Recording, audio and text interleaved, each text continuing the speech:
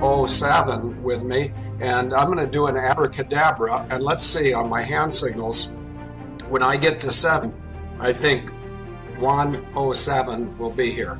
1, 2, 3, 4, 5, 6, 7. Juan, are you there? I am, Field. How you doing? I'm good. Over to you. Excellent. This is a really interesting day.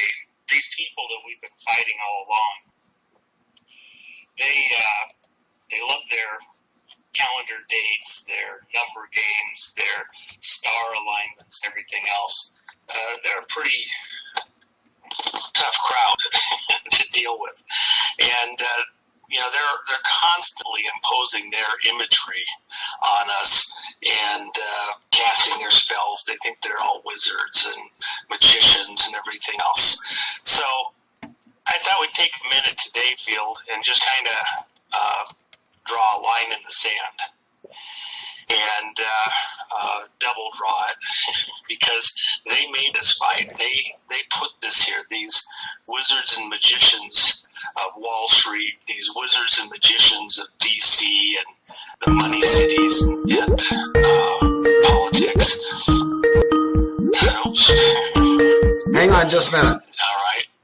Go ahead. I had a Skype call come in, so we'll delete that. Go ahead. So the key thing is that today is the summer solstice. Now, in D.C., just a few minutes ago, an interesting thing happened at 11:54 D.C. time, a.m., which is an interesting number all by itself. 11:54. That's a 9/11. Did you know that, Field? 11 and then 5 and 4, 9. It's a reverse 9/11. Okay, I got it. That was high noon in Washington, D.C. And the Skull and Bones crowd, they have a big joke that Skull and Bones time is 5 minutes ahead of everybody else. So 5 minutes before noon is the time that they go by.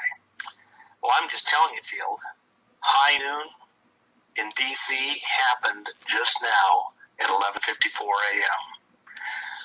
The whole history of our country, prior even to the Declaration of Freedom, Independence, there was this battle going on. The people that came here to begin with, they came here to get away from these bloodline families that believe that they have the right to rule just because who their mom and dad were. This right of blood. These Keynesian families, these Kane families, who believe that they're more than human, and so the rest of us are just here to be their servants and slaves. The people that founded this country, the people that came here and built out this country to begin with, prior even to the signing of the Declaration of Independence, those people wanted to escape and have their own land, determine their own way of conducting their life, have their own religious freedom, and not be subject to somebody else's dictates on every aspect of their life and where they had to live and what they had to plan, who they had to be beholden to. The problem is that those European rulers, they couldn't let good enough alone. They couldn't let us just come here and be our own people. They had to try and extend their rule out across the Atlantic and try to dominate us even over here. And they sent their redcoats over and made their rules and tried to reign over our cities and our local leaders and tell them what they're going to do and how they're going to serve the king. At some certain point, the people had had enough. They had a Boston Tea Party. Started right there in Boston. And they went out, threw the tea in the ocean, said, we're not paying your taxes, we don't want your tea, and if you're going to run these prices to outer space, we're not going to play with it. We'll do our own stuff. Crown didn't like that. Well, when they're coming to just impose their taxes when we don't get any representation, we don't get any say in how they're spent, the taxes go for their games, their wars, their mischief, and we're stuck with just paying the bill We don't like that. We don't want that. We're not going to go along with that. We're not going to be your slaves anymore. That's what that early generation of Americans said. You know, we think about what defines an American. What is America? It's an attitude. America's not a place on a map solely. It's an idea. It's an ideal. It's a way of thinking. It's a way of conducting your own life, living according to principles under God and within a community, within laws, to be able to function together for your own purposes, for your own end, not under some king's rule for their gain, to do their wars their way. We came here, established this country. We want to elect our own leaders from our own families, from our own communities, to help us in determining our own destiny. And what's been going on for a long, long time is that these hidden manipulators, these hidden rulers, wannabe rulers of our life, have been fooling us. They've been sifting in their people that would do stuff that they wanted done to control us, sifting in infiltrators to try and manipulate us into doing their will, their way, their timing, over and over and over. Back when this country was founded, the people, when they finally had enough, they began to work with leaders, and pamphlets went out through the community. People read and understood what was the makings for a nation.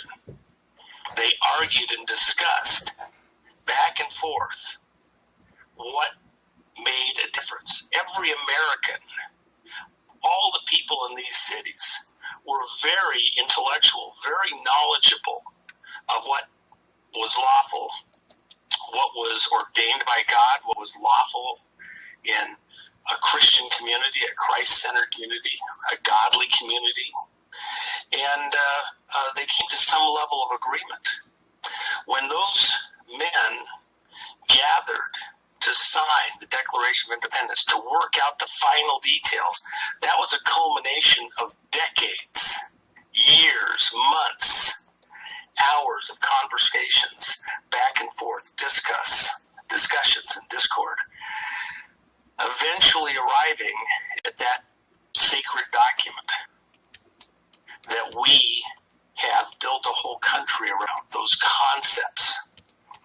When they signed that on July 4th, 1776, they drew a line in the sand and they said, "We will not be your slaves anymore.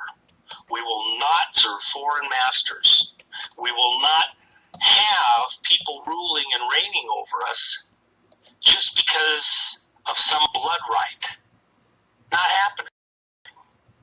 We will elect leaders who fit our ideals, who will follow our principles, who will do the things that we as a community collectively have agreed on. And we're not going to let somebody rule over us just because they have a fit of fancy or they have a war or blood feud with some relative in a neighboring country. We aren't going to be your mercenaries. And we're not going to let our substance, our life, our kids' lives be fodder for your cannons. The people that founded this country, that signed that document, and the people that they represented were very clear in that moment, in that day, about where they were at. There was a summer solstice in the weeks before the signing of that document in 1776 when the men gathered and they discussed all these things. They were in the bars and taverns because that was a social gathering place in those days. They were in the churches, and the pastors were speaking on these subjects about freedom and slavery and a biblical history with Egypt and the people of God where God told his servant, go get my kids, get them out of slavery, and take them to a new land and show them how to live.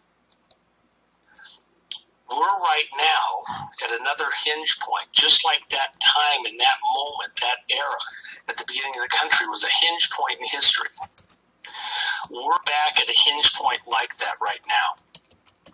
The reality is, this dossier that was constructed to try and affect the outcome of an election, to try and steer who would be our leaders, who would direct us, and on what principles they would direct us as a country.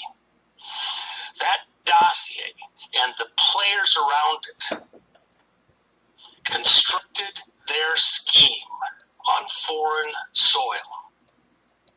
Right back there in England. The players from the FBI, the players from the CIA, the players from other intelligence agencies around the world came and went from London while they were conspiring against the American people in order to get leadership in place here in America that suited their goals, their ambitions, who they are, not us. That's what this battle is all about right now. People that are paying attention get it. But a lot of our neighbors haven't quite figured this out yet. And the reason they haven't figured it out is because they're still asleep. They've been listening to the mainstream news. They haven't understood that these players that are manipulating us, they're manipulating us on so many levels. It's hard for them to even, get their mind around it. But think about this, Field. This didn't just start, a few years ago. Didn't start a president or two ago. They had these plans and aspirations for us before we even had leaders that signed that document. And when our leaders did sign that document, when they came together and drew a line in the sand and said slaves no more, that moment in time is being repeated right now because they're still trying to bring us back under their rule. Over the years, we had the War of 1812.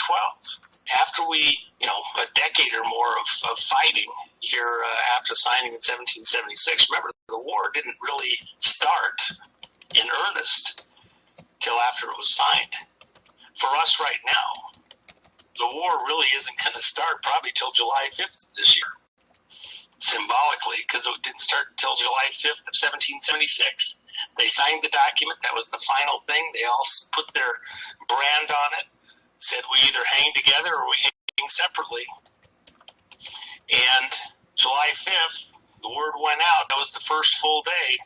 It was only a matter of time before lead was exchanged.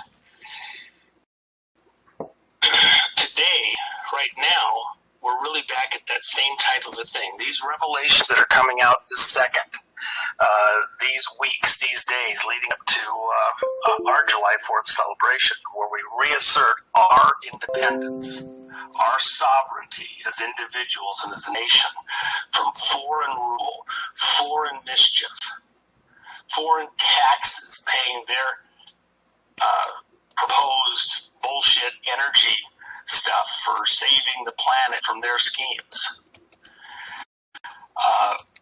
We're getting ready to have to go back and re-explain to them in detail that they're not going to rule us from afar, and they're not going to rule us by deception. You see, Field, over all these years, every time you turn around, they've tried to put, by deception, mechanisms in play that then caused us to have to fight a war with them, fight a war for them. And what's their plan? They're not even happy with just ruling Europe or just ruling America. They want to rule the whole planet. These foreign masters, these hidden hand families. Think about it, Field. You had Pike, people are Masons, many of them possibly even in this audience, or they're hearing what I'm having to say. I'm asking them to think again. This is a person who in morals and dogma is very, very clear. They serve Satan. If you think that just because your Masonic meetings are held in a church, that the people are all really nice people, good people, well, the road to hell is paved with good intentions. And the devil himself enjoys that you are deceived. But the reality is the foundation and the purpose, as you go up through the ranks of those hidden organizations, is a new world order, but not founded on the principles of God in heaven, but of their God, Satan. These people are sun worshipers. That's why they're so excited, Field, about having a summer solstice celebration, about orchestrating it, because the sun's rising on all their schemes and machinations. They're coming into a new day. They're celebrating the light. They're having all their rainbow celebrations. I'm here to tell you, Field, that's turning around right now. This isn't about their sunrise and their rising over us to dictate over us. This is about their sunset. This is about the sun setting and all their schemes and machinations to take over our country, to rule us by deception, with leaders internally that are bought and paid for to do their bidding against us, the American people. That's what this moment is all about. That's what this election of President Trump was all about, and this coming election is going to be about in spades. We have a moment right now where revelations are going to be coming as fast as you can believe. I mean, it's just going to be astonishing how quickly new revelations are going to keep coming out about the people and what they were doing against us behind the scenes. That's going to continue all the remainder of this year. The sun is setting on these manipulators, and we are about to enter another American revolution. Darkness to light. We've seen it, we know it, and now the sun's going to begin to set on them. A lot of people think that these issues have to do with left and right. They don't have to do with left and right. They have to do with right and wrong. Are we going to heaven or are we going to hell? Are we following people who have a heavenly course, or are we following people that have a hellish course? These people create our heroes. They create our stars. They create the media and the fake news. Imagine, think of all the people out there that we're supposed to idolize as being really good guys and really important good people and our leaders. You know, I'll use one that comes to mind right off the top of my head. George Bush Sr.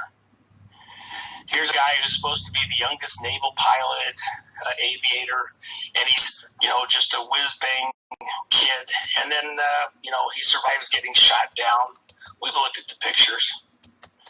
That aircraft that supposedly came in and had issues where it got shot from behind, that prop was shot on the ground. That was a fake hit. Never happened. It was a manufactured hero. All the mischief around that, it's John Kerry. Look at what happened with him. He gets 3 Purple Hearts in Vietnam. The last one, the injury was so minor, the guy was like, do you really want a Band-Aid for this? This is a scratch. There isn't even hardly blood coming out of it. You want a Band-Aid for this? You want a Purple Heart for this? Are you kidding? We got kids in body bags and you want a Purple Heart for this bullshit? Questionable if the event even happened. They manufacture these heroes. Look at the fake stars we get out of Hollywood. Look at Katy Perry. Katy Perry gets to be brought into the White House. The puppet of a president brings her into the White House. They changed colors in the dining room to red. Who is she? One of the Disney mind-controlled kids? And what's she say? She goes on national TV and talks about how human flesh is more nutritious than any other kind of food. And oh, by the way, yes, she couldn't get fame singing as a Christian singer, so she made a deal with the devil so that she could have fame. Really? That's somebody we invite to the White House to sing in our national house, and we turn the lamps to blood red and allow her to sing there? No wonder Melania wouldn't go into the White House until it was cleansed. No wonder President Trump says that Satan has been evicted from the White House. People don't understand. This moment in time field is right and wrong, heaven and hell. Those people that don't choose right, if they just stand on the sidelines to watch, are going to slip right into Gomorrah, into hell itself. You have to make a choice. When those men put pen to paper on July 4th and signed their names to that declaration, that line in sand, we will not be your slaves, King George. We're our own nation. We're adults, and we're not putting up with it anymore. They signed a death warrant. It was full on. It was all out war. That's where we're at right now. Those same people are still trying to run our lives as a nation. That's what this moment is all about. And if you don't see that, you're not paying attention.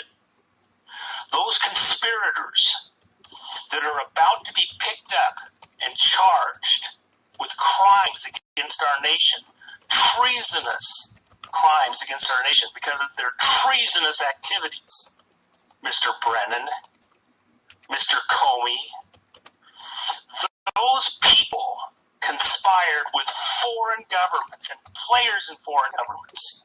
Some of them are Benedict Arnolds, Mr. Halper, who was a spy in the Reagan administration, tried to become a spy in the president's administration right now with President Trump, tried to be a spy in the campaign, tried to engineer to get people rolled over to become spies for him with Papadopoulos and others, Misfit and all of his friends. Are you kidding me? This is about right and wrong. This is about a heavenly course or a hellish course. These people that they're putting out in front of us, if we went the way that these Democrats want to go right now, what would we have? We'd have, pedophilia is a lifestyle. It's a life choice. Really? We're supposed to accept that? Pedophilia is a life choice? Give me a break. If you don't think that this is right and wrong, you're not paying attention. It's not left and right. It's right and wrong. And those people that they're putting up there to be our leaders, fairly recently, what was Bill Clinton? Okay?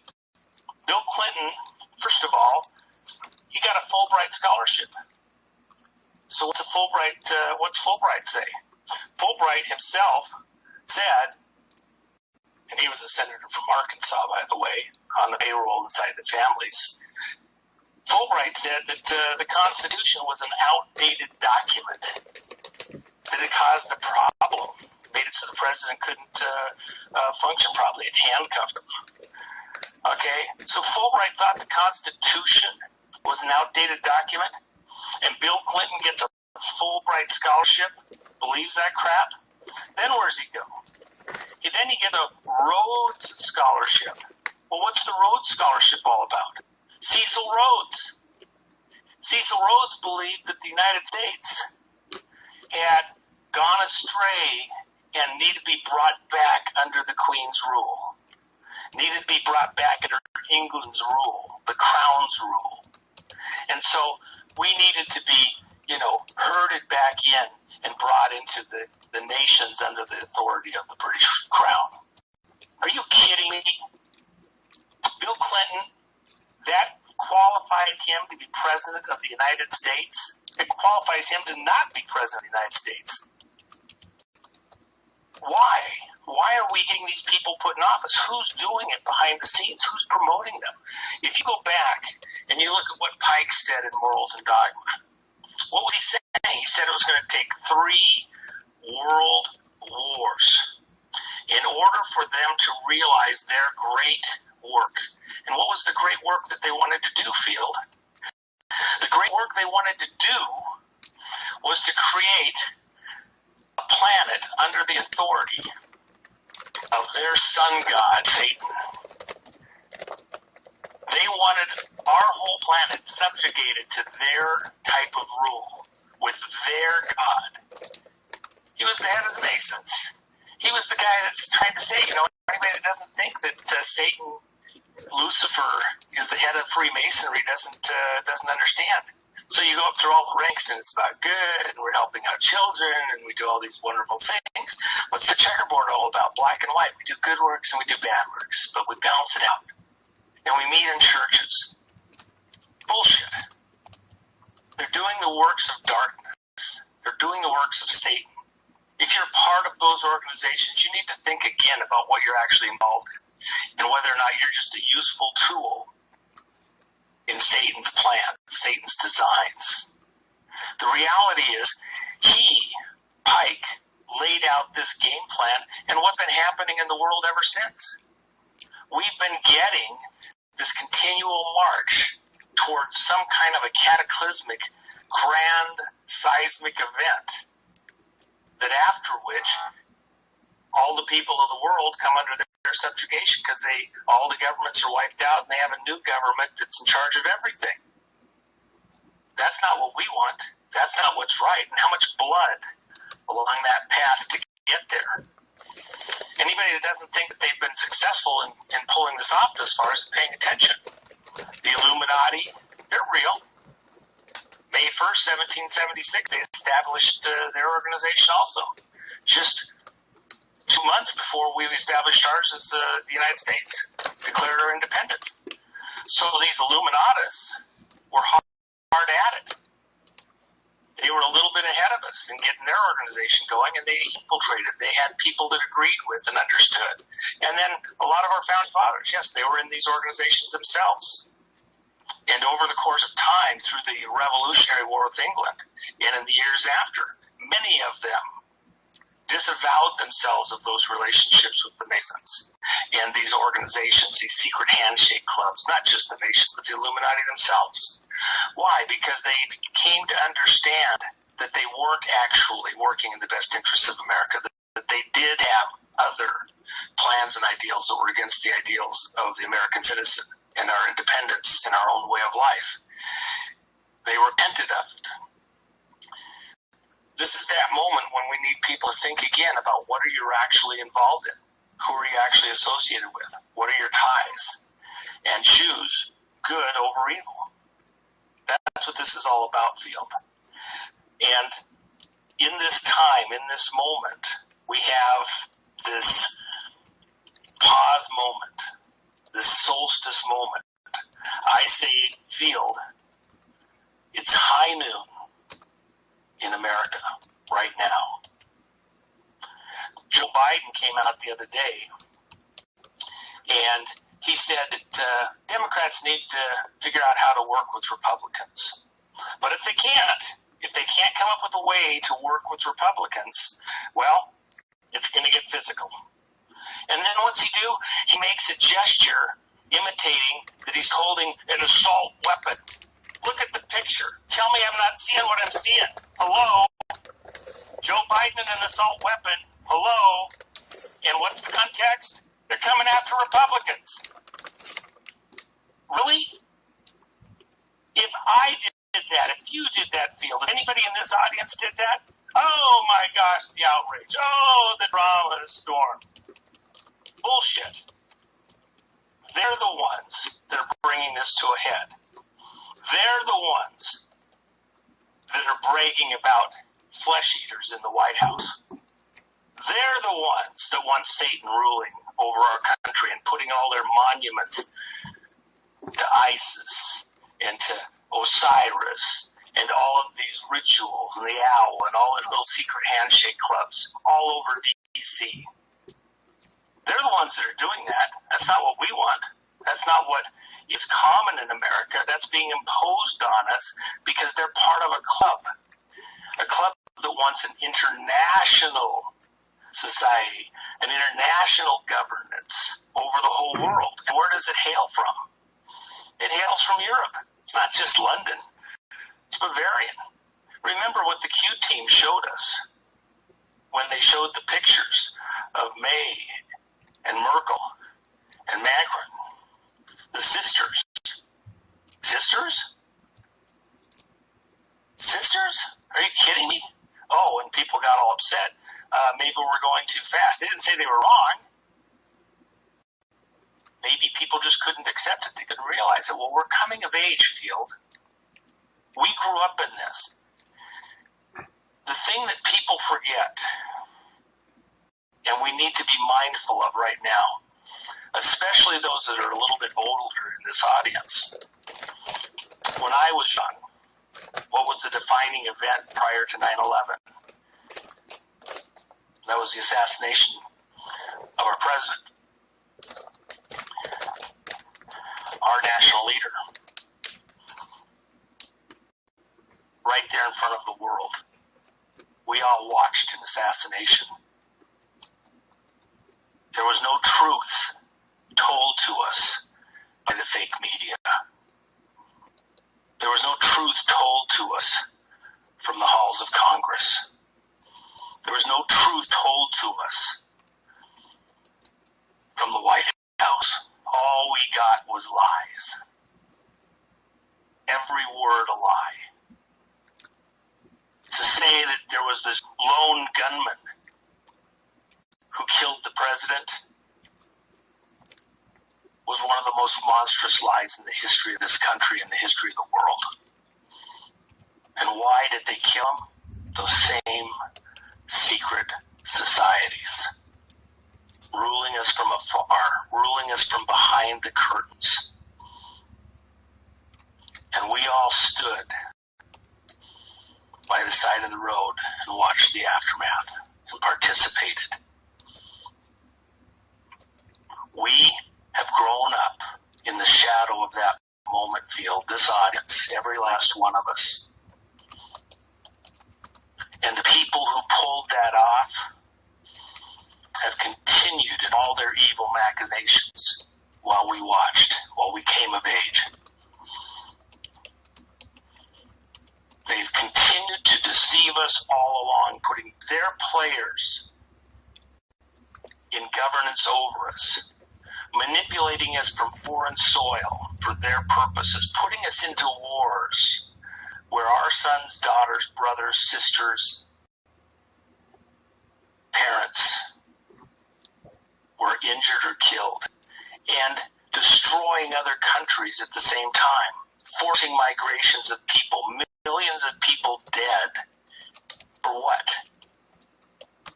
So we could build their new world order on the bones of millions? If they have their way, it'll be on the bones of billions. This audience needs to be part of the solution and not part of the problem. We cannot stand idly by and accept that they get their way. If they had gotten their way, we would have not gotten President Trump. The problem for us is the nail that sticks up gets hammered down. President Trump is the nail that's sticking up. And so are these people in this audience, Field. A lot of us are sticking up. And they want to hammer us down. They'd like to destroy us. They'd like to subjugate us again, to keep us under their thumb. If you're not outspoken, if you don't take a stand, if you don't make your views understood and known within your community, within your family, you don't have to be an asshole about it, and you don't have to be ridiculous, but you should stand up and be counted. Down the road, you're going to wish you had if you don't, because this U.S. revolution is well underway right now. And the revelations that are going to be happening throughout the remainder of this year are going to set the world on fire. And you need to be part of it. This audience needs to be part of making that change. And the other problem we have, Field, the other crisis we have, if we do it by ourselves, or if we let others do it by themselves, they're going to take all the pressure. If there's just a nail here or there sticking up, they're the ones get taken out. They'll snipe out the ones that are a threat. When it was just one president and a few people around him, surrounded by traitors, surrounded by people that had another ideal, another perspective, they just snipe him out. The other one's stuck for cover. Mission accomplished. Doesn't go forward. They get their way. They get their war in Southeast Asia. They get their drugs from Southeast Asia. They get their drug money from Southeast Asia. They get their drugs from South America. They get their drug money from South America. And they change the course of elections. They buy off politicians. They buy off police. They put their people, promote them up through the ranks, get them up into the upper ranks of the FBI, the CIA, every agency, the news networks, Hollywood. They can buy anything, anyone, any place. And all you get is the lies, the fakes. They've been doing it for a long time.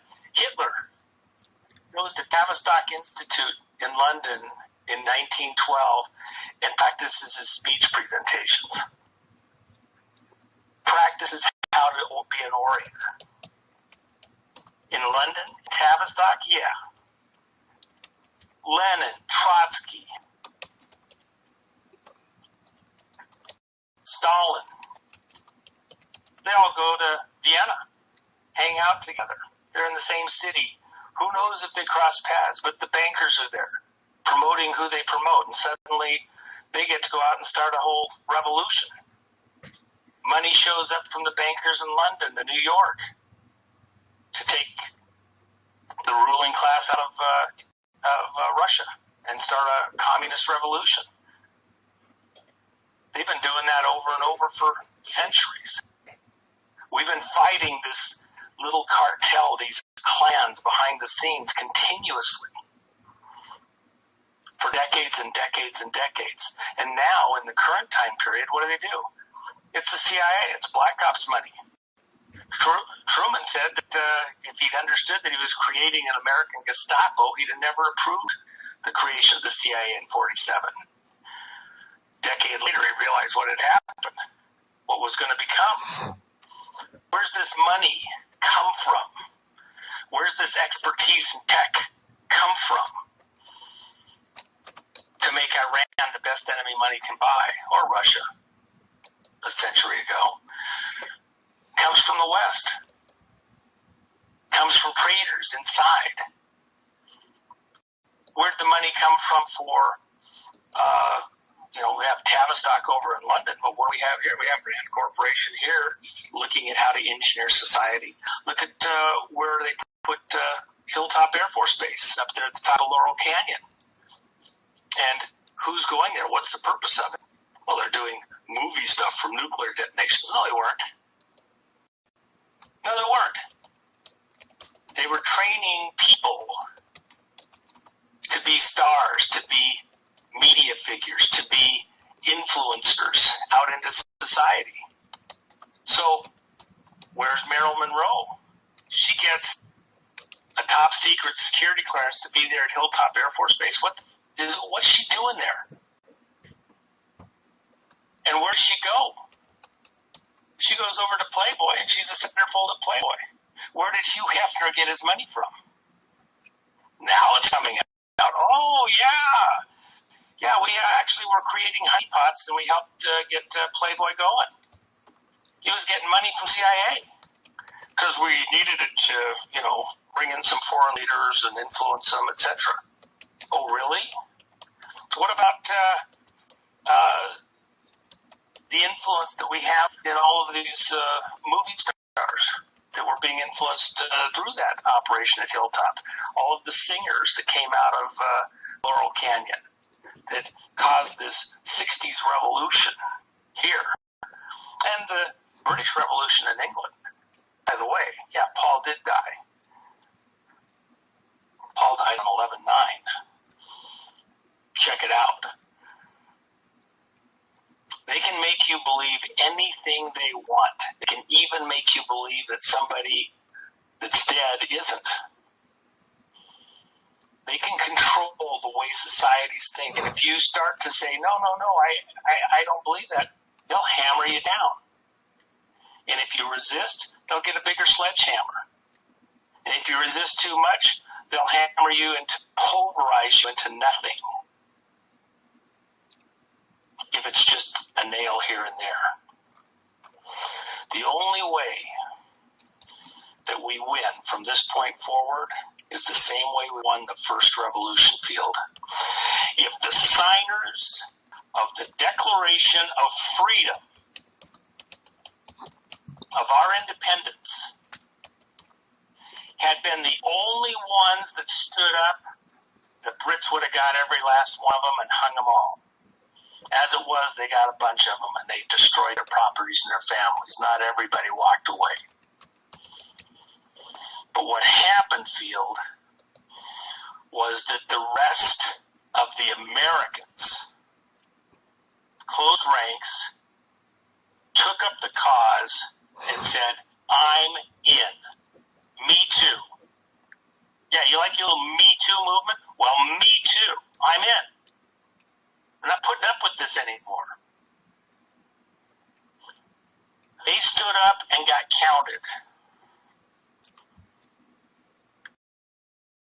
We all need to collectively stand up and say we're not putting up with the fake news, the fake stars. We're not going to have the fake wars anymore. Oh, they're putting babies out of incubators. We have to go bomb them. It's horrible. It's horrible.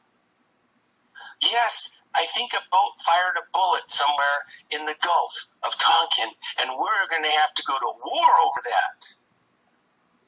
Or the big ones, like 9/11. Yeah, so we go blast Iraq and Afghanistan to smithereens. What did they have to do with anything on 9/11? Do you understand? It was a ritual. Just like 11:54 today was a ritual moment. Another 9/11. High noon in D.C., high noon in America, high noon on planet Earth. 5 minutes before the hour. 9/11 was a ritual. All those buildings around the towers. Statue of Liberty. They had it built. It's ISIS. It's their statue. They got every one of the buildings around that area has a ritual meaning. You got the bull down there in Wall Street. Suddenly, miraculously shows up a sculptor spends, tens of thousands of dollars to create it. It's part of all of the ornamentation. Even the UN, who's backing this stuff? Who's putting it together? Why? For what purposes? Same people funded the UN property and gave it to the UN as funded the buildings there at 9/11. Rockefeller family. Well, we had any other Rockefellers in here? Yeah, Bill Clinton's a Rockefeller. His dad's Winthrop Rockefeller. Hidden. You got a story. It's not Blythe. Fake news. His dad was Winthrop Rockefeller, but you wouldn't elect him as a Rockefeller, so they had to give him a different name, give him a different identity, so that you wouldn't shut him down. Hiding in plain sight. I've told your audience this before. But we have lots of those kind of players. They're all over the place. They can create anything they want, create the illusion. They're wizards. That's what they take delight in. They're wizards. Where did Michael Rockefeller go? You know him as a star. It's right there. Another Disney kid. Come on, man. Wake up. Don't buy their lies anymore. may have been a kid like me on the side of a street at a critical moment in our history, not understanding what the hell just happened completely, but they play on your patriotism. They play on who you are, what you want to be, what you desire to be. They play on that. They feed on it, and they're laughing at you because they think you're so dumb you can't get it. What you have to do now is grow up. This is about that moment where we all grow up as a nation field. And we take our responsibilities as adults. And we say, no more. We will not be your slaves anymore. And we won't buy your lies anymore. We're done with that. And if you want to try and manipulate our elections, if you want to try to manipulate who we get, if you want to snipe them out, this time it won't matter. We're not letting just one family carry the weight for the whole nation. You could take out an entire family. We're not going to let you. But even if you did succeed, we're all standing here. We're all working together. Because when they took out that president, they may have struck one man, but they were aiming for the heart of the whole country. They were aiming for all of us. We were all in the crosshairs. We are now still in the crosshairs, collectively. And we have to decide, as a matter of choice, line in the sand, just like the founders did. We're in. We're not taking it anymore. We are all that kid standing on the side of the street, watching it on the TV, watching the replay, growing up in the shadow of their destructive moment where they intended to drive us down the cattle chute of history to their new world order. We're not doing it. We're not putting up with it. And we're going to kick you in the ass and kick you the hell out of our country and put you in jail. If you think that you're going to get away with it, you're not. We're taking our country back. And we're going to support the leaders in our country who are going to go after these monsters and put them away. Promises made, promises kept. People are going to jail. Now we have all fall. We're going to have hearings. We're going to have these people in there explaining before the whole world why they did what they did, why they felt justified to do what they did. And we'll have people protecting them. We'll have people in political office asking all sorts of stupid questions. It'll be like a scene from the Godfather movie. But in the end, you're going to see prosecutions this time, and people are going to jail. They didn't upgrade Gitmo for nothing. And all of those sealed indictments are not a LARP. This is going to come to a head. This audience needs to be part of it. And we need to be able to be seen together in one spirit, in one ideal, in one way of presenting ourselves. We may have been a kid, but we're not anymore. We're standing up. And we're being counted in the spirit of that kid that all of us are and were over this last generation. But what do you think about the JFK Jr. mask that I made available on this radio show ad? Well, I think that as an audience, if the audience wants to be identified, to be known between each other, to know that they're dealing with another able danger cohort, they should be carrying their mask with them. If they're at a Trump rally, maybe they can find the right moment to don their masks for a minute or two.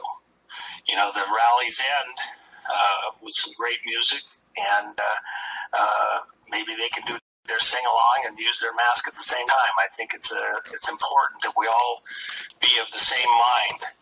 It may have been a Guy Fawkes mask. It may have been another one in another era, but in this era, we don't need a dark figure. We have a light figure. This is about not allowing a single family to take the weight, or individuals to take the weight of this role that we have to play in freeing our country. We cannot allow people who come of age and who decide to take a certain direction to free the country to then be nailed down, hammered down, Democrat or Republican. You know, Al Smith was a Democrat's Democrat in the 20s and 30s. And he was a Roosevelt guy, supporter, you know, had his concerns, but he was a staunch Democrat.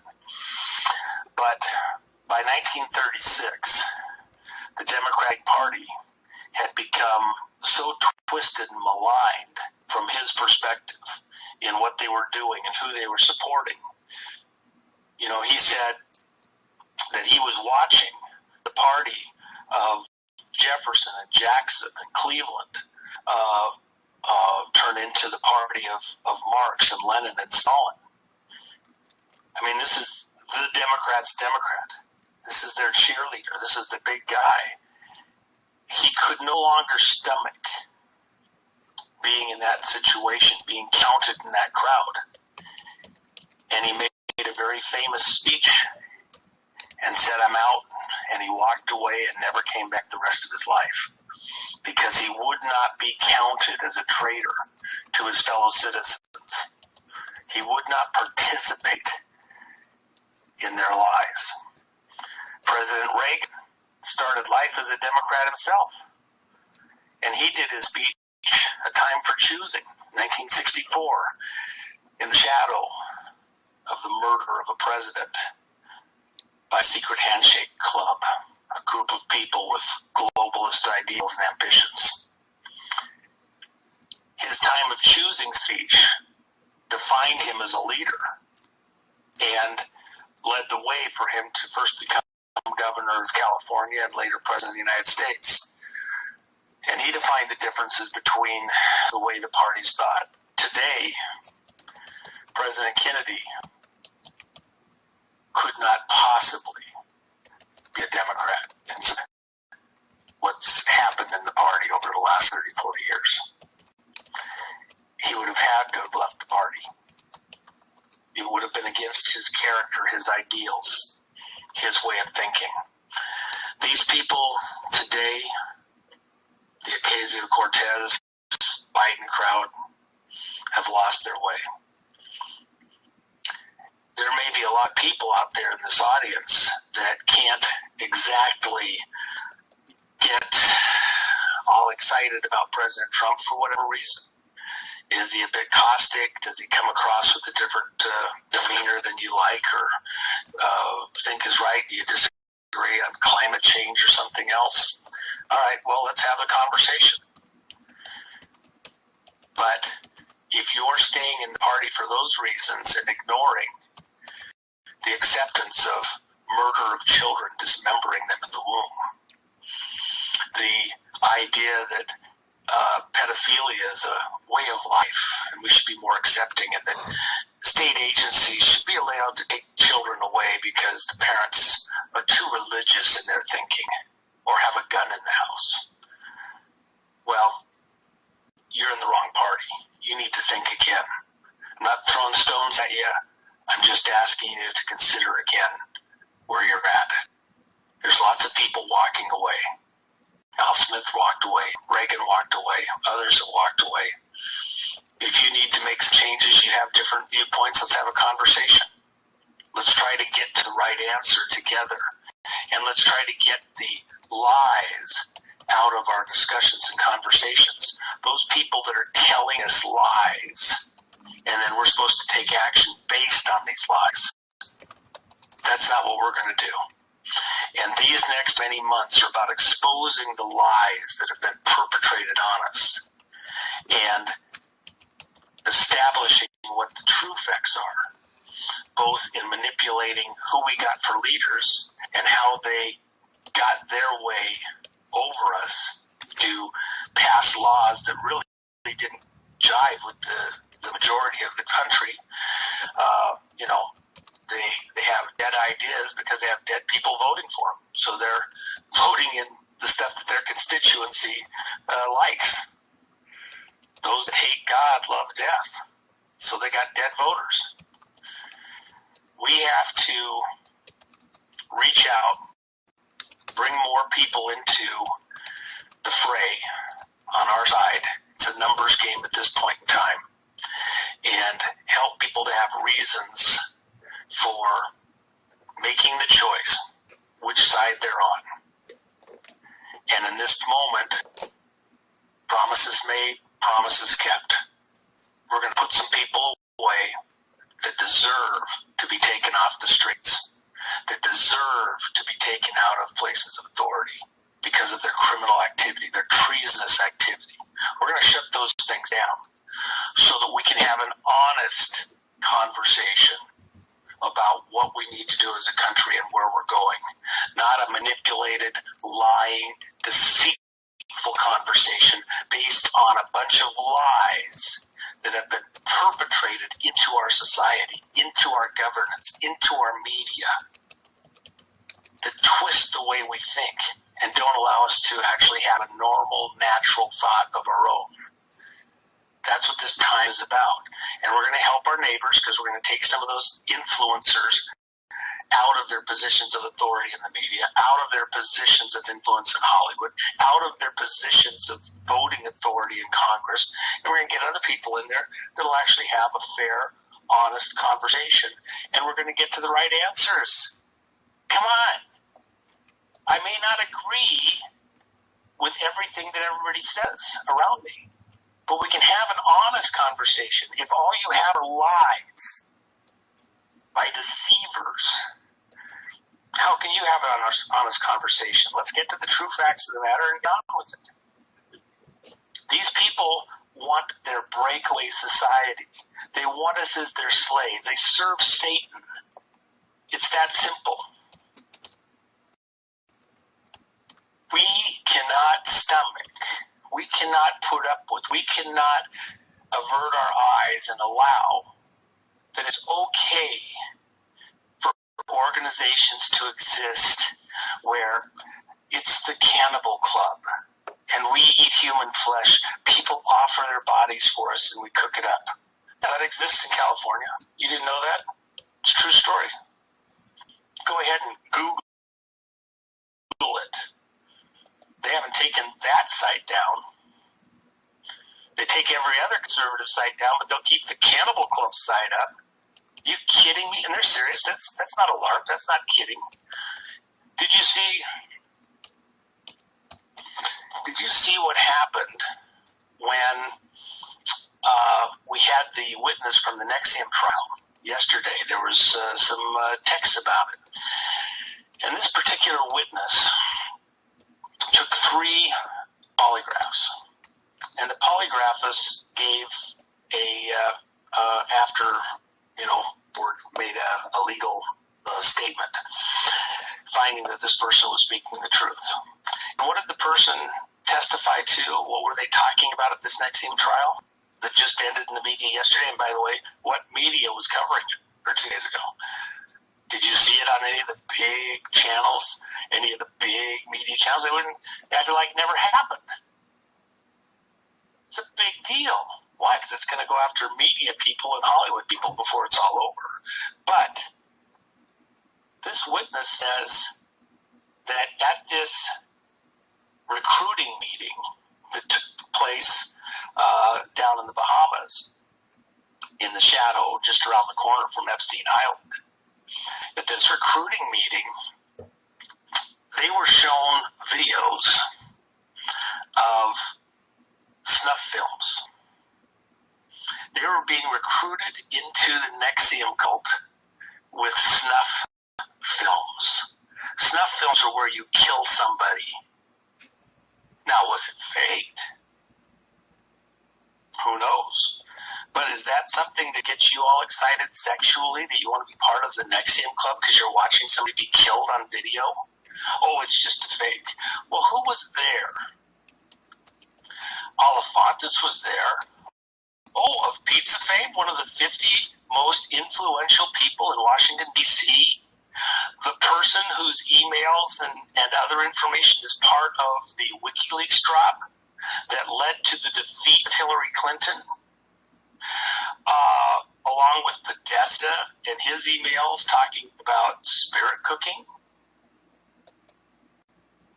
that simulates cannibalism, amongst other things. And these are the people that you're going to have for your leaders. These are the people that it's okay to have around you, to have as entertainers in the White House. Katy Perry. Are you kidding me? Wake the fuck up. What are you thinking? Seriously. If you're a Democrat and you're backing this, it's okay. Well, it's just a lifestyle. God will not look favorably on that. And neither will the rest of us citizens, because we're adults and we're not putting up with it in our society. In a prison, the inmates would not put up with an inmate like that. They killed Dahmer. They wouldn't put up with it in a prison. And I'm supposed to put up with it in my neighborhood, in my city, in my state, in my country? Are you kidding me?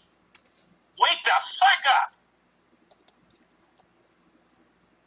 Get a brain in your head.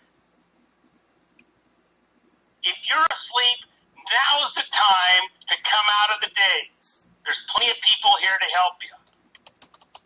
Come on. Seriously.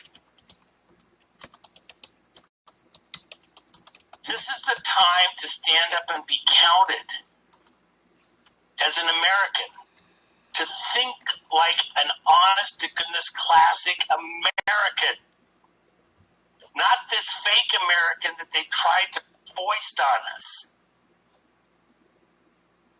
A classic, real American that's never out of date in any generation. Every generation has to decide to come of age. We're coming of age now, Field, in the shadow of all these events, all the fake news, all the fake gun shootings, all the fake false flags, all the fake wars. They've been faking us. The devil is the father of deception. And he's taking delight. And those people that are serving him in our midst have to be rooted out so we can get on with our life and get to the truth and find ways to live together and work together. Preserve the planet, preserve the way of life, preserve something of a future for our children and our children's children. A good man leaves an inheritance to his children's children. But beyond that, what kind of an inheritance? Is it freedom? Is it a life? Or is it slavery? We will fight to be free. That was the way the people thought that signed that document in 1776. That's the way the people thought that supported them and went out to the Bridge of Concord and said, hell no! You have got to go. Get off our soil. These people that are overlording us from afar have got to go. And the leaders that they've foisted upon us unlawfully, with all their little schemes and maneuvers. Hello, Obama. Born on August 4th? Seriously? Oh, my goodness. The 216th day of the year. Gosh. 6 times 6 times 6. What is that? And, by the way, when is the Queen Mother's birthday? And how many times have you visited the Peace Arch Hospital in BC? Who is behind that scam? How many intelligence agencies were involved in that scam? We have got to get these liars, these deceivers out of our midst, and their lying, deceiving minions. Zuckerberg came up with Facebook because he's such a business genius. Oh, fine. He's just a puppet. He's just a pawn for other people, for their money, to manipulate it. Look at George Soros. Everybody in this audience, listen right now. You think that George Soros, Dr. Evil, just happened because George Soros is such a genius? Are you kidding me? George Soros is an asshole and an idiot. You hear me, George?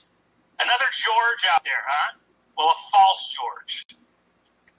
All that money he got, where'd he get it?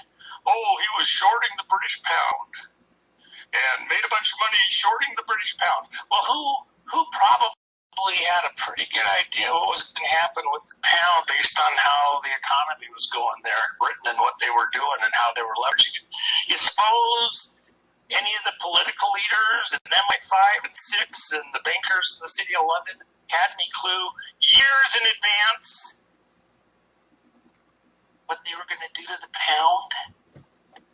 Of course they did.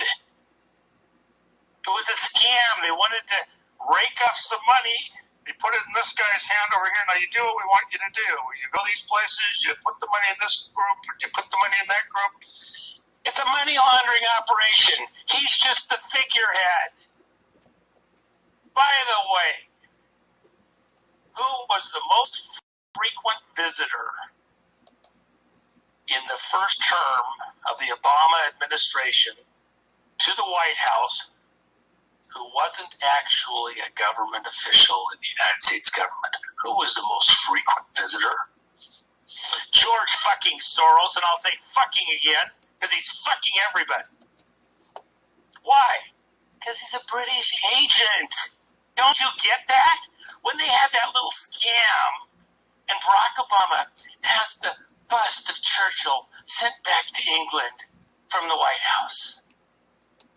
Oh, well, he and England just don't get along. What a scam, man! Did you buy that? Seriously?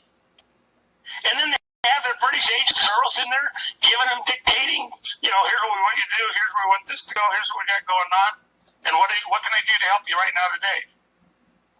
Are you kidding me? Seriously. And then you, if you're a Democrat, are okay with that? Look at the things that Soros backs. Even backing drugs. Look, I know this is a sensitive subject for a lot of the listeners. I'll lose a lot of people when I say this.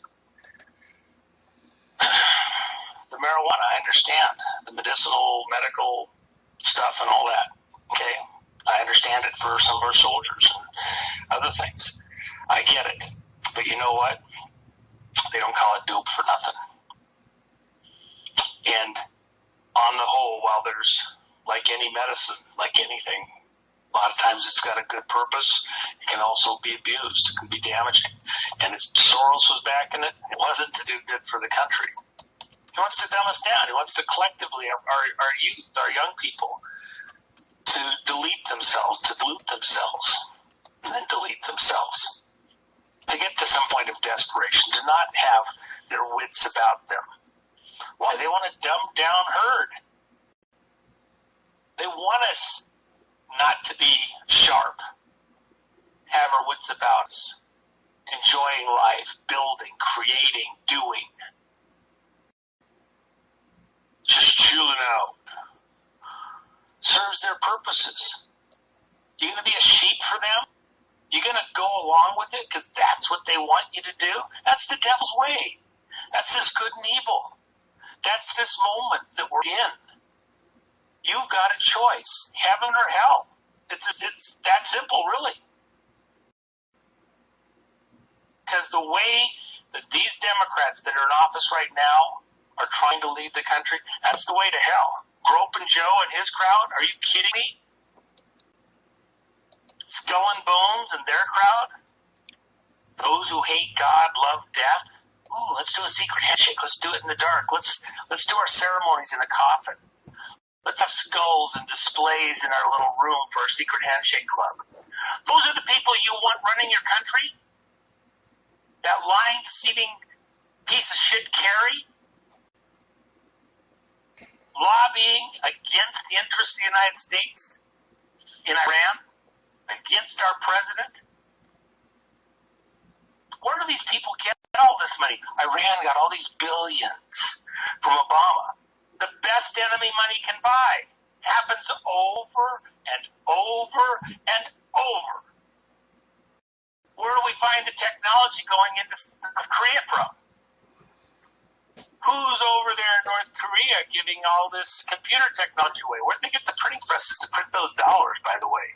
Those incredibly perfect American dollars they were shipping out of there. Where'd they get the supplies to do that? The silk. Who's funding these operations against us, creating the best enemy money can buy?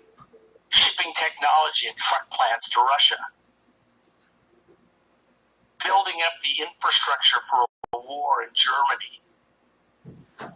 Creating the context for war in the Mideast. 3 wars. It'll take 3 wars for us to create our global New World Order under our Lord Lucifer, Satan. Where'd the First World War start? Lusitania. Lusitania, hello? Where's the money behind the UN? Lucis Trust? Lucifer's Trust creating the UN? Where'd the Twin Towers come from? Oh, Nelson Rockefeller. He helped with the money for the UN building and buying the grounds for it on a slaughterhouse property. Oh, it'd been sanctified by slaughter of animals. It was a sacrificial site. What's the deal with 9/11? The towers built by Rockefeller, like the Titanic, designed to come down. Always, from the beginning. We are watching these people playing out their machinations against us. But it's high noon in America. And the sun is starting to set on these criminals. And what you're about to see over the remainder of this year is those people coming off the street for good cause. And this audience needs to be ready to give a solid account to their neighbors, to their friends, to the other citizens. Slaves no more. Back to you, Field. Did you just say back to me? Yes. Have I ever once corrected you on? I can't think of any, but I probably needed it. Well, you need one right now. It's not slaves no more. It's fucking slaves no fucking more. Okay?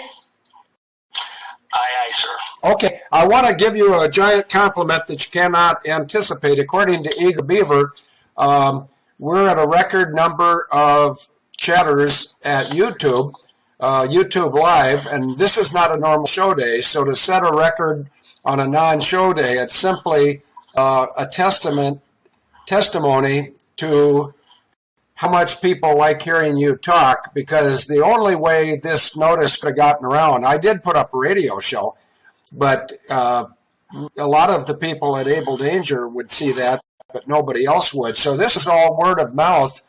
And Chief C says slaves no fucking more. And I'd like to say, well, so does Jen K. We've got masks coming from all over the place, and they're all in our chat room. And I think that mask idea could turn into a global revolution. And when you were talking about revolution, I was thinking about John Lennon and how he was murdered in October of 1980 because he was set to expose the Tavistock Institute for creating the Beatles so that they could be used to foist mind games upon the American youth and to make America youth less moral. And that worked. I mean, America's youth from, say, what America's youth was like in 1961 when Del Shannon sang Hats Off to Larry. It went like this. Once I had a pretty girl, her name, it doesn't matter. She ran away with another guy. Now he won't even look at her. Then he does that Del Shannon stuff. Listen, from them to 68 or 69, the youth in this country, roughly my age, were encouraged to be irresponsible breeders, and the males were encouraged to take advantage of the ladies with absolutely no responsibility. And that touches me in a variety of ways, one of which is offensive to God. Right here where I'm sitting right now, within 150 feet where I'm sitting, there is a woman who's expecting a child that was, the person that impregnated her also raped her 6-year-old daughter.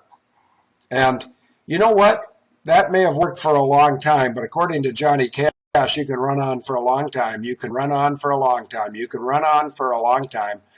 But pretty soon, those of us who are fucking slaves no fucking more are going to say, sooner or later, God will cut you down. Over to you, Juan. Well, the thing is, Field, they try to enslave us, not just in our minds, not just in our ideals, to twist the way we think. They try to twist our tastes, what we want. You mentioned John Lennon. Paul McCartney, by some accounts, was very upset when they did the Slaughtered Baby album cover that was then pulled back. And they had their Jimmy Savile issue over there, and apparently he was aware of some of the antics of Jimmy Savile with the kids and couldn't stomach it. If you remember, and so there's questions about the mechanism of death for Paul McCartney and why he had to be taken up before he was going to say something.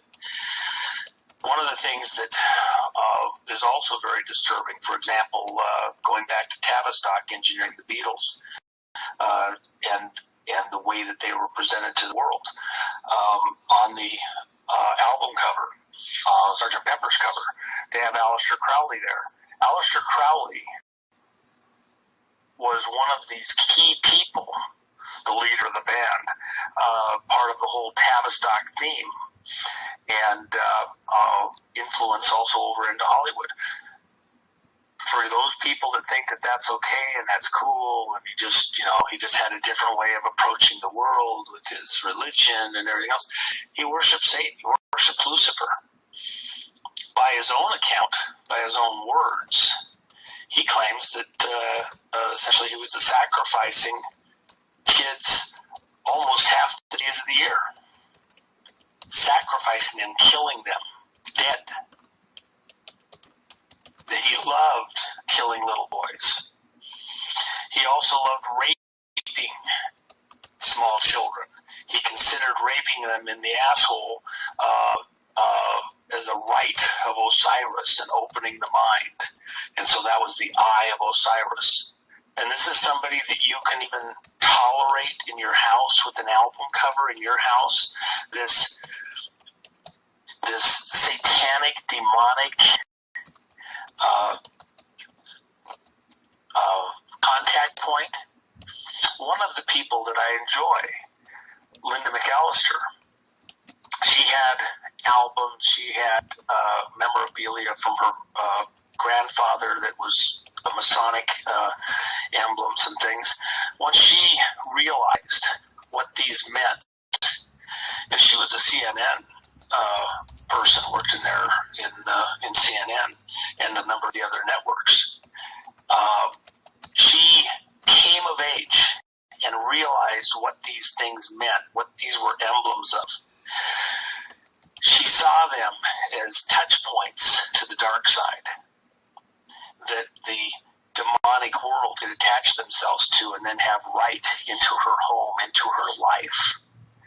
And she took them all out into her yard and burned them. She didn't give them away. She didn't put them in the garbage to survive in some landfill to be found 1,000 years from now. She destroyed them utterly. So they couldn't have any damage to the next person, and they couldn't have a way of getting into her life. That's what the president did. President Trump, when he got to the presidency, when they got to the White House, they had to have Satan kicked out, had to have a cleansing ceremony. Satan was evicted from the White House before Melania would go in there. Thank goodness. Thank God in heaven for people with that kind of conviction in this day and this hour. That's the problem. We've had leaders that would look the other way, that would avert their eyes, that would countenance evil in our institutions as a nation. And we've had our fellow citizens that would countenance it. This is a moment about good and evil. And the revelations that are coming, that will come late in the year and next year, about just how far gone many of these people are and what they've accepted and what they'll do, that's when you're going to have to be able to dig deep and decide, can you accept a tinge of evil? What's your threshold? What's your line in the sand? It's not just about slavery, but it's also about heaven and hell as an individual and as a nation. And I say that in a very serious, solemn way because we can't be trite about it. This is, eternal decisions, really, because it's also about your kids and your grandkids. What kind of a world are you going to hand them? You're going to hand them a world where, the best nutrients, the best food is human flesh. It's got nutrients no other food has. Are you serious? Think again. Wake the fuck up. Think clearly. Get out of the daze. Have a drink of water. Think about this. As a nation, we cannot countenance that kind of behavior, those kind of people in our midst. That is a gateway for evil into our society, into our government.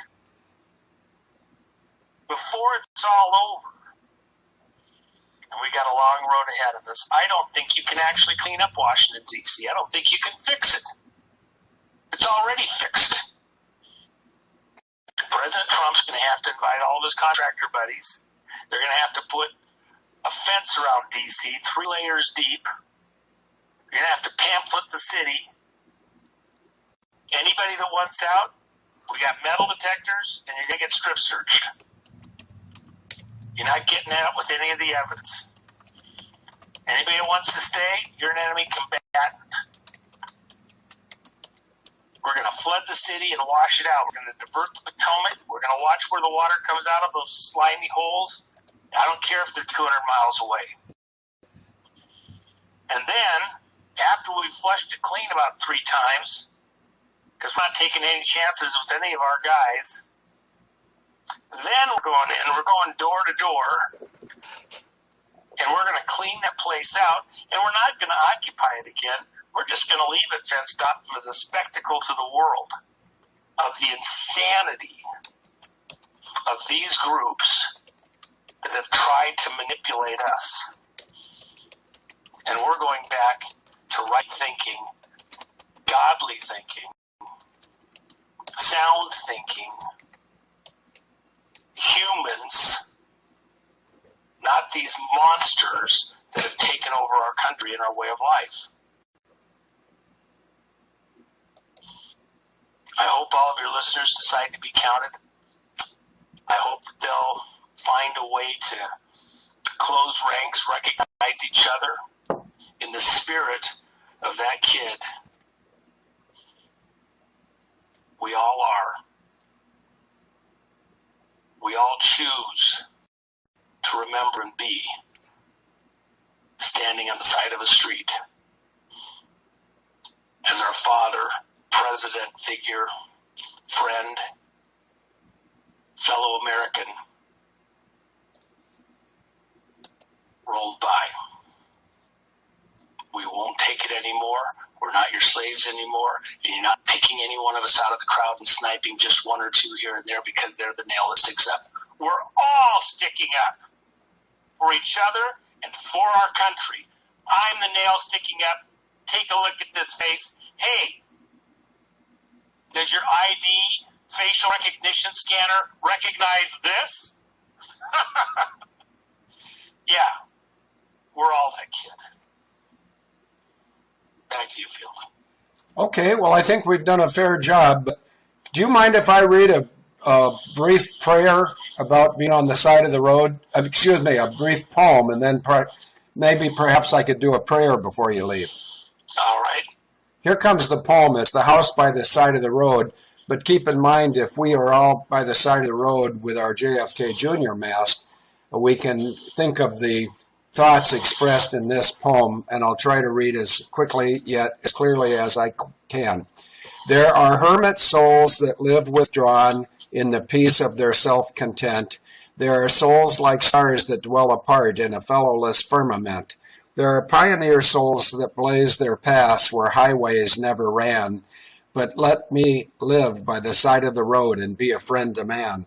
Let me live in a house by the side of the road where the race of men go by, the men who are as good and the men who are bad, as good and as bad as I. I would not sit in the scorner's seat or hurl the cynic's ban. Let me live in the house by the side of the road and be a friend to man. I know there are Brooklyn. Let me just see if I got this right. No, I skipped one. Here it comes. I see from my house by the side of the road, by the side of the highway of life, the men who press with the ardor of hope, the men who are faint with the strife. But I turn not away from their smiles nor their tears. Both parts are of an infinite plan. Let me live in my house by the side of the road and be a friend to man. I know there are brook-laden meadows ahead and mountains of wearisome height, that the road passes on through the long afternoon and stretches away to the night. But still I rejoice when the travelers rejoice, and I weep with the strangers that moan, nor live in my house by the side of the road like a man who dwells alone. Let me live in my house by the side of the road where the race of men go by. They are good, they are bad, they are weak, they are strong, wise, foolish, so am I. Then why should I sit in the scorner's seat or hurl the cynic's ban? Let me live in my house by the side of the road and be a friend to man. I would encourage all of our listeners who like the theme of that poem. The name of the poem is The House by the Side of the Road. The name of the poet is Sam Walter Foss. And I'm going to say a prayer right now spontaneously. I have no idea what I'm going to say, but here it comes. Dear Heavenly Father, let this be perhaps a starting place of a great global group that wishes to be a friend to man, a group that wishes not to judge, not necessarily to teach or demand, but an army globally that is willing to accept people for who they are and reach out to their needs and to help them heal their wounds, because the way the world has been for 400 or 500 years has wounded all of us.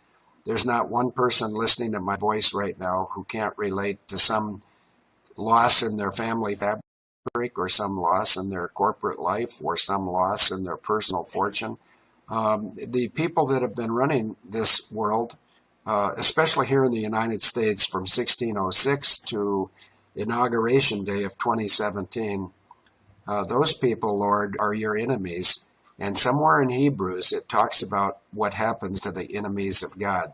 And I'm just one of your feeble soldiers, Lord. I'm not strong and I'm not smart, but I am strong enough and smart enough to make sure that these people who are trying to destroy me and to destroy us, to destroy marriages, to destroy families, and to destroy countries will be held accountable.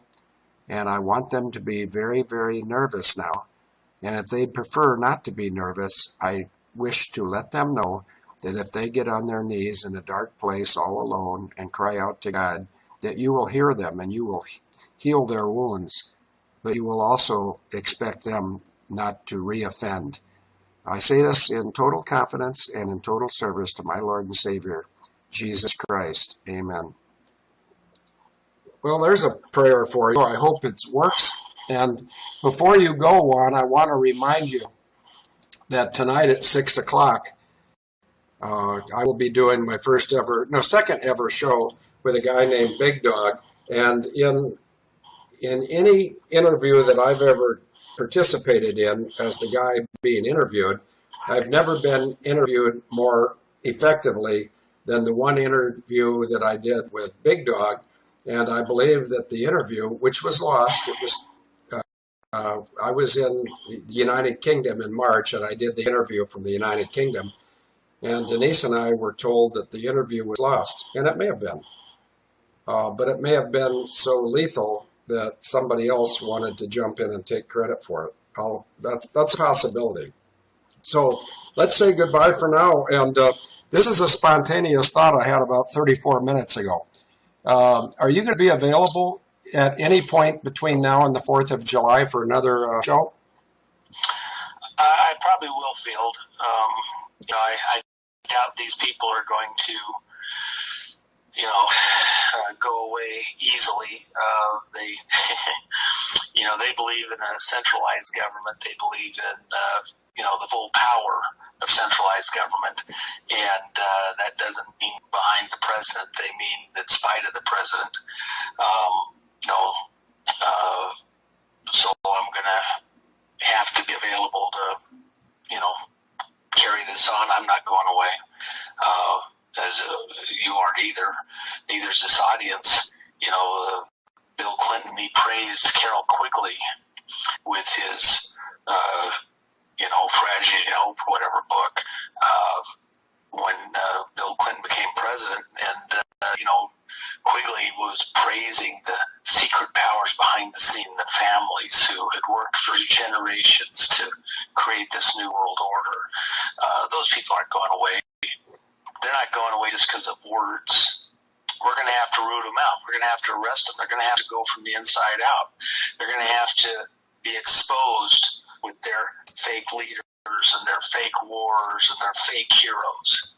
They're going to have to be exposed with their fake stars and their fake media talking heads and all the mischief they've been involved in.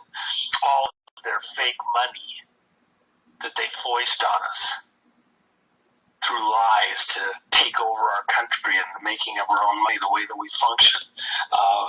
The fake leaders of industry and their lying taxes and the supposed benefits and the things that they're going to give us for free that they've stolen from others and from each of us. The scripture I've mentioned in your show before.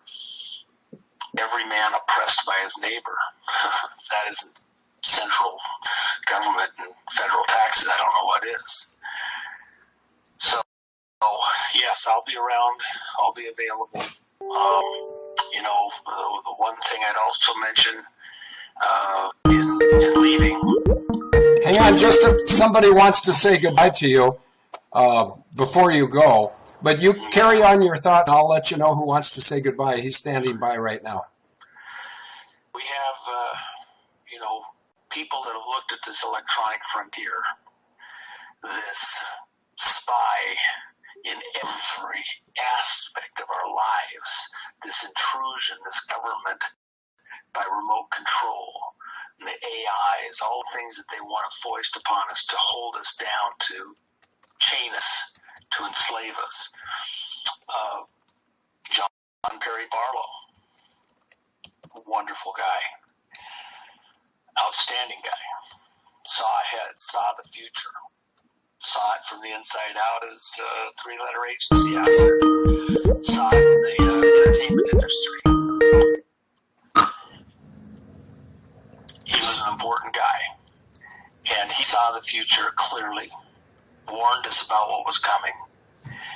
We only have a moment to catch this before we fall off the cliff.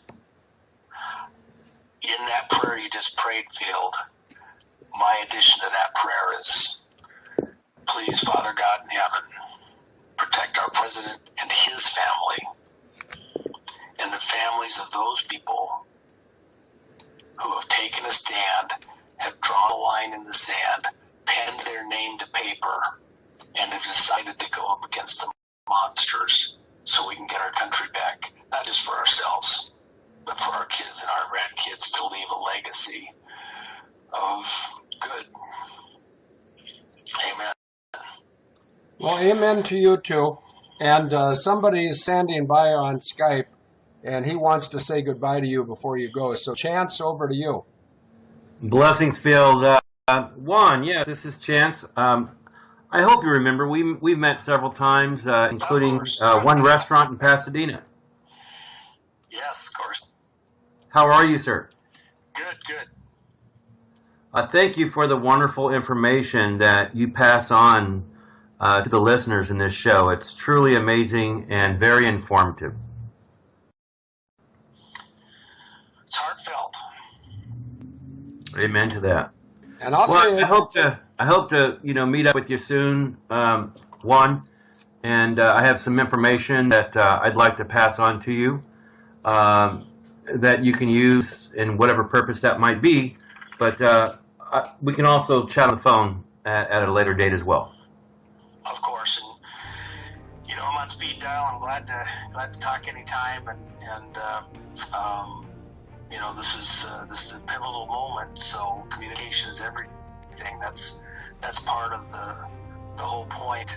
They want us not to be communicating. They want us not to be seen.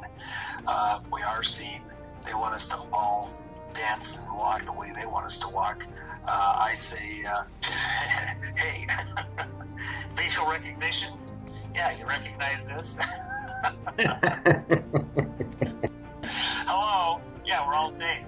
Yeah, pick us out of the crowd. Right. Well, anyway, listen, great to hear your voice, and I look forward to having conversations soon. So until that time, have a wonderful day. All right, super, and look forward to talking soon, Chance.